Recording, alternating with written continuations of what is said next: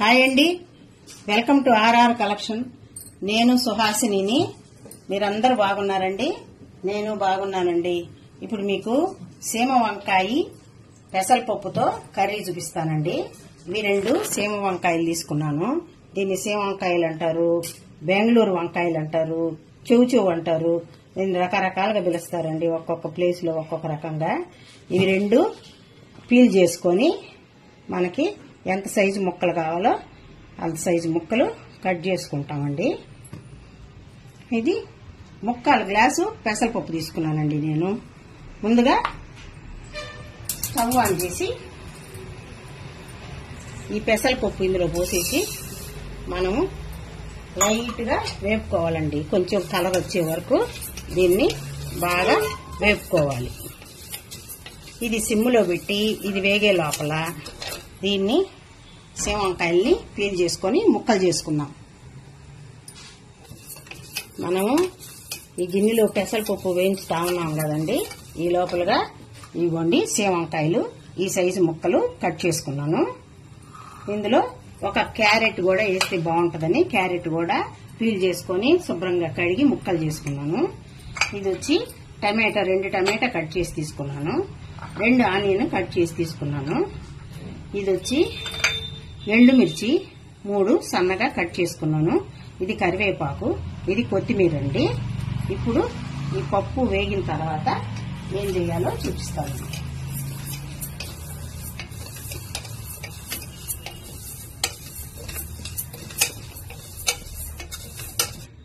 ఇప్పుడు పప్పు చూడండి, ఈ విధంగా కొంచెం కలర్ వచ్చే వరకు వేయించుకున్నాము.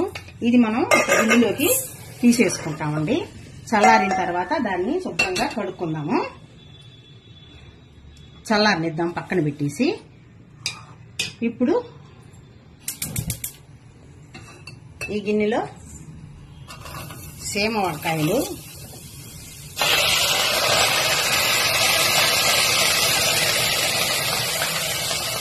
క్యారెట్ ముక్కలు, ఈ కట్ చేసుకున్న టమాటా,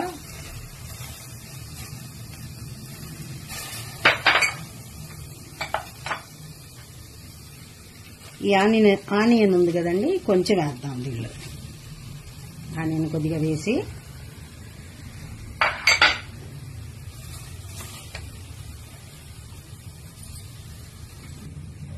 దీనిలో 1 గ్లాస్ వాటర్ పోసానండి. అంటే కొంచెం మనం ఈ కూరగాయలు ఉడికించుకోవాలి కదా. 1.5 గ్లాస్ వాటర్ పోసానండి.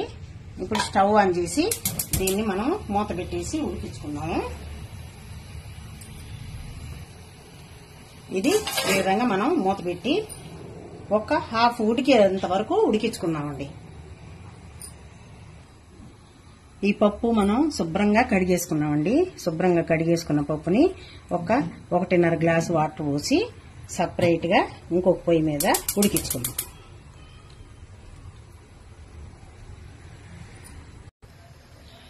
ఇప్పుడు ఇంకొక గిన్నెలో మనం పప్పు పెట్టుకున్నాం కదండి, అది కొంచెంగా ఉడికింది. ఈ మాత్రం ఉడికితే చాలు. దీన్ని ఇప్పుడు ఈ కాయగూరలు పెట్టుకున్నాం కదా, ఈ గిన్నెలో పోసేయాలి. చూడండి, కొంచెమే ఉడికింటుంది. ఈ టైంలో కానీ వేస్తే ఈ 2 కలిపేస్తే బాగా కరెక్ట్ గా ఉడికిపోతుంది. ఈ పప్పు కూడానండి, నేను పెసరపప్పు ఎందుకు వేయించానంటే వేయించితే ఆ రుచే వేరుగా ఉంటదండి, చాలా టేస్టీగా భలే ఉంటది. అందువల్ల వేయించాను. ఇప్పుడు 2 కలిపేస్తాను. చూడండి, ఇది ఇందులో పోసేస్తున్నాను.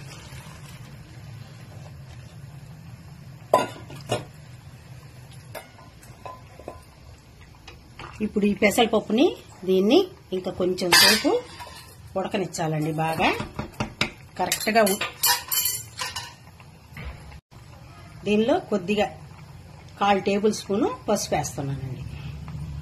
పసుపు వేసేసి మనం దీన్ని బాగా అన్ని కరెక్ట్ గా, అంటే క్యారెట్ ముక్కలు, సీమ వంకాయ ముక్కలు, పెసరపప్పు అన్ని కరెక్ట్ గా ఉడికిన తర్వాత తిరగమాత పెట్టుకుందాం.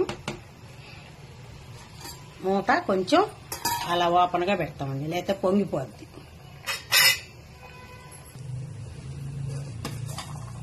చూడండి బాగా కరెక్ట్గా ఉడికిపోయినాయి అన్నీ. మనం ఇప్పుడు ఇది పక్కన పెట్టేసుకొని దీంట్లో ముందు మనం సాల్ట్ కారం వేసేసుకున్నామండి. సాల్ట్ వేయలేదు కదా అసలు మనం. చూడండి దీనికి తగినంత సాల్ట్ 1.5 టేబుల్ స్పూన్ వేసానండి నేను. కారం ఉప్పు మాత్రం మీ టేస్ట్కి తగినట్టు వేసేసుకోండి. నేను కారం 1 టేబుల్ స్పూన్ వేసి తిరగమాతలో కాస్త వేస్తానండి. ఇప్పుడు ఇది కలుపుదాం. ఇలా కలిపేసి మనం వేరొక స్టవ్ మీద సిమ్లో పెట్టి పక్కన పెట్టేసుకున్నాం. ఈ విధంగా పెట్టేసుకున్నానండి. చిన్నగా కొంచెం సిమ్లో పెట్టుకున్నాను. ఇప్పుడు ఈ పొయ్యి మీద చిన్న బాండలు పెట్టుకున్నానండి తిరమాతకి. బాండలి వేడెక్కేసింది. ఆయిల్ వేసుకున్నామండి.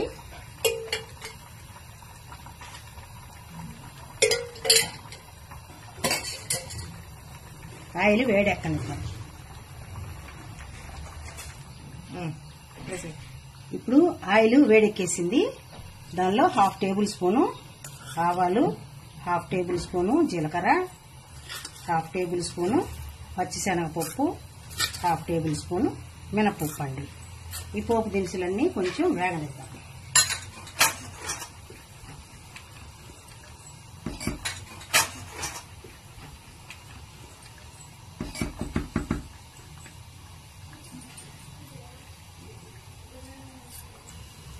ఇప్పుడు ఆవాలు బాగా చిటపట్లాడిందండి. ఇందులో మనం కట్ చేసి పెట్టుకున్నాం కదా సన్నగా ఆనియన్. ఈ ఆనియన్ అంతా వేసేద్దాం.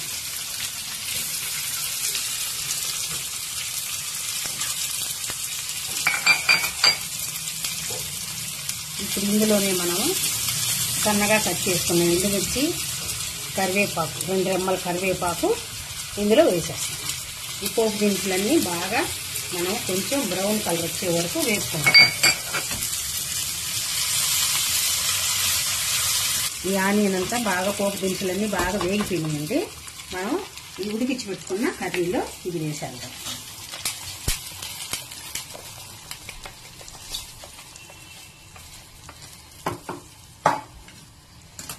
వేసేసి 1 నిమిషం పాటు అలా పెట్టి కొంచెం దగ్గరకు వచ్చే వరకు ఉడికిచ్చేద్దాం. ఇప్పుడు ఉప్పు కారం చూసుకోవాలండి.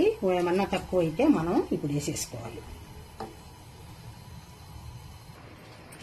ఇప్పుడు అంతా రెడీ అయిపోయిందండి కర్రీ. ఉప్పు కారం చూసుకుందాం.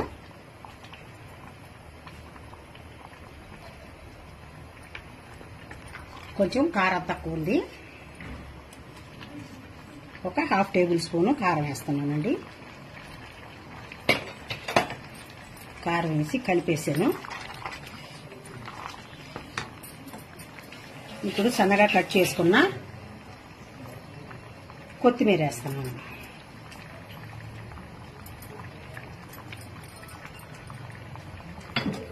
మనం కారం ఇప్పుడే కదండి వేసాము.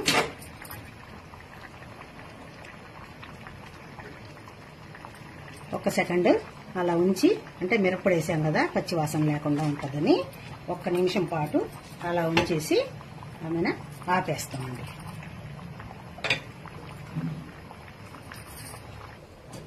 ఇప్పుడు కర్రీ రెడీ అయిపోయిందండి. స్టవ్ ఆపేసి మనం సర్వింగ్ బౌల్లోకి తీసేసుకున్నాం.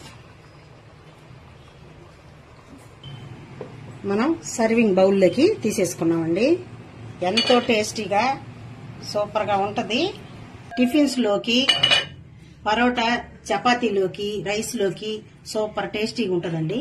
ఈ ముక్కలు మనము చెదరకుండా ఉడికించుకున్నామంటే ఎంతో బాగుంటుంది. ఇది మంచి హెల్తీ ఫుడ్ అండి. ఇది దీనిలో చాలా రకాల వెరైటీస్ ఉన్నాయి కర్రీస్. నేను ఒక్కోటి మీకు చేసి చూపిస్తానండి. మీకు కనుక నేను చేసిన ఈ ప్రాసెస్ కానీ నచ్చినట్టయితే లైక్ చేయండి, షేర్ చేయండి, సబ్స్క్రైబ్ చేయండి. నెక్స్ట్ ఇంకొక మంచి రెసిపీతో మళ్ళీ కలుస్తానండి. బాయ్ అండి.